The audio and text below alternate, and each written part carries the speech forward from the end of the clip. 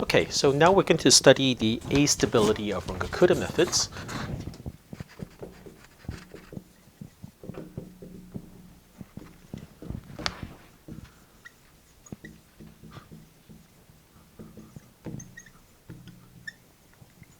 And essentially, the basic idea of astability is to see what happens when you take a Runge-Kutta method and you apply it to a simple linear constant coefficient differential equation. Okay, and so let me just remind you of what the Runge-Kutta method looks like.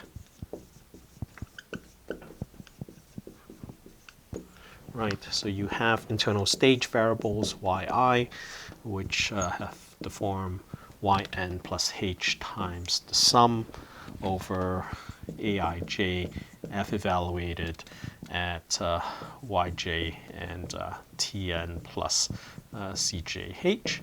All right, this is true from j equals 1 to s, where s is the number of internal stages.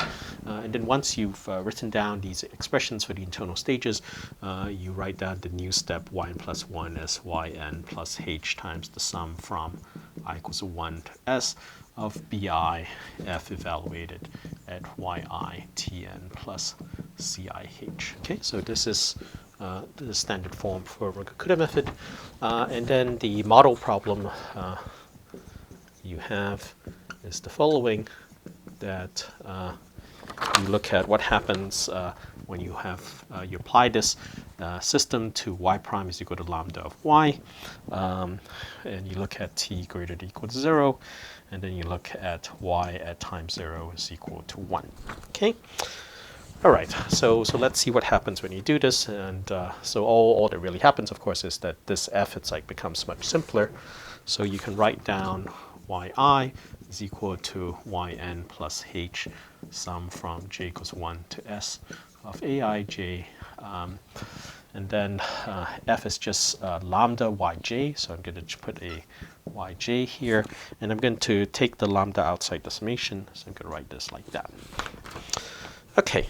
And so this is an equation. It's like involving the y's. It's like in terms again of the y's. So what I'm going to do is I'm going to write down a matrix. It's like which gives me the values of y's, all the components of y. So I'm going to think of y as being a matrix, a column matrix of y1 all the way down to ys. And then I'm going to have a vector of just ones, okay, which is just a bunch of ones here. Okay, and so if I take this notation, then I can write down this equation. It's like at least all terms of this. So I want this to go from I equals 1 to s. All right, I can sort of put them all together into a very, very simple form. It just looks like the y vector is equal to 1 times yn, right? This vector of 1s times yn, right? Because this is common for all the components, plus h lambda. And then this is, of course, nothing more than a matrix vector product. It's like involving the A matrix consisting of all the coefficients, all the aij coefficients, acting on the y vector. Okay?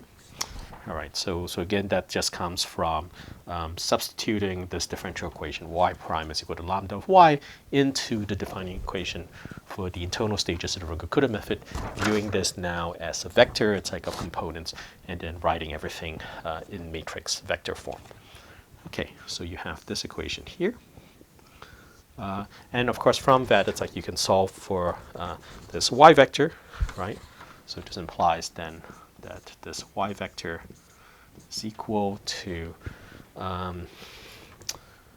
the identity matrix now minus h lambda a inverse acting on this vector of 1s times yn. Okay, so you have to be a little bit careful. It's like this is a vector of 1s, this is the identity, the S by S identity matrix. Okay, and then once you have that, it's like you can write down what yn plus 1 is. So this is saying yn plus 1 is equal to yn plus okay, h sum I equals to 1 to s of bi times yi, all right, and then there's a lambda, okay.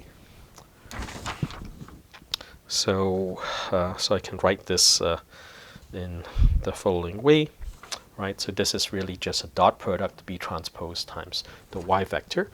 So this is yn plus h lambda b transpose, right? So this is the b vector. It's consisting of the bi components times the y vector here from above. So so I can substitute what I know here. This becomes yn plus h lambda b transpose acting on the identity minus h lambda a inverse acting on this vector of 1s times yn. And then I can pull out, it's like the yn. So I get 1 plus h lambda b transpose multiplied into the identity minus h lambda a inverse acting on the vector of 1s, okay, the whole thing multiplied onto yn. Okay, so here you have to be very careful. This is actually a scalar valued 1. This is a S by S identity matrix, and this is a vector, an S vector of consisting of 1s. All right. In practice, it's much easier to derive this expression just from first principles, knowing what you know about the form of the Runge-Kutta method, and the model equation you apply it to, then to memorize this formula. All right. Okay, so once you have that, it's like then this thing here, okay, which multiplies into yn is what's sometimes referred to as the stability polynomial. Okay, so this thing here as a function of h times lambda is what is called the stability polynomial.